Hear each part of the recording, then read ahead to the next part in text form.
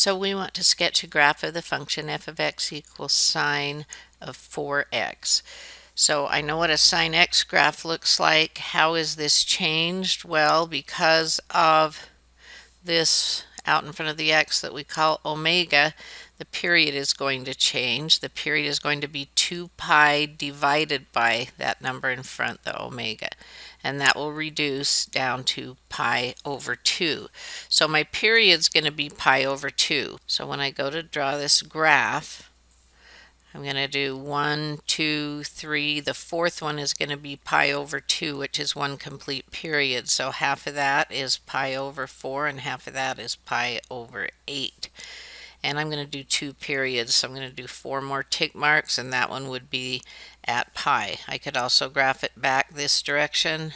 That one would be negative pi over 2.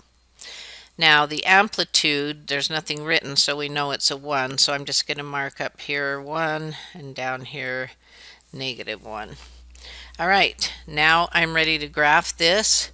This was a sine graph, and there is no horizontal or vertical transformation, so I know that it passes through the origin. So I'm going to put that point on there first.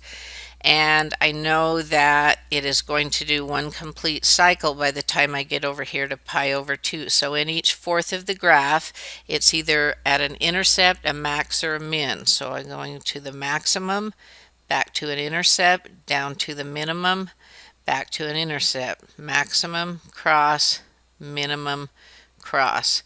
If I went back this other way, then it's going to do the same thing, minimum, cross, maximum, cross. So here is my graph.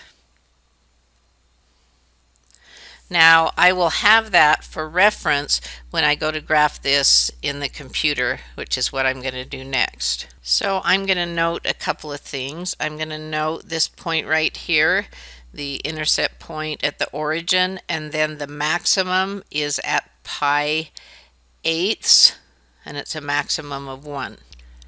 So here we are ready to graph it in the computer. I'm going to pick this second choice because I wanted to put that intercept point on that was at the origin. Then I've got to go up to 1, and I want to be on pi over 8 when I do that, and then I will click. So notice, because I had it graphed first, it's a lot easier to use this interface tool. It's just a matter of now entering in the computer what I graphed by hand. And then I click submit, and I can see I have that correct.